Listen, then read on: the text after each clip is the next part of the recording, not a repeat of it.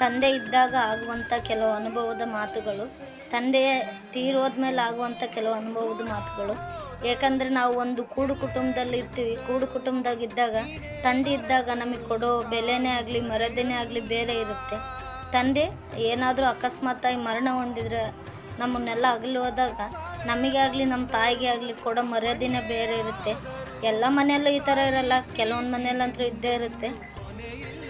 ನಾನು ಹೇಳುವಂಥ ಈ ಒಂದೆರಡು ಮಾತು ನಿಮಗಿಷ್ಟ ಆಗಿದ್ದರೆ ನನ್ನ ಫಾಲೋ ಮಾಡಿ, ಲೈಕ್ ಮಾಡಿ. ಅಪ್ಪ ಇದ್ದಾಗ ಒಂದು ಮಗು ಜನಿಸುತ್ತೆ.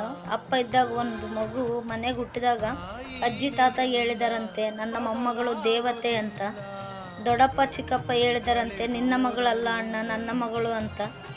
ಅತ್ತೆ ಹೇಳಿದಳಂತೆ ಅಣ್ಣ ನಿನ್ನ ಮಗಳು, ನನ್ನ ಮನೆ ಸೊಸೆ ಅಂತ. ತಂದೆ ಇದ್ದಾಗ ಇಷ್ಟೆಲ್ಲ ಹೇಳಿರ್ತಾರೆ. ತಂದೆ ತೀರೋದ್ಮೇಲೆ ಅದು ಅಂತ ಹೇಳಿದಾಗ ತಂದೆ ತೀರೋದ್ಮೇಲೆ ಅದೇ ಅಜ್ಜಿ ತಾತ ಎಂದರಂತೆ ದರಿದ್ರ ಅಂತ.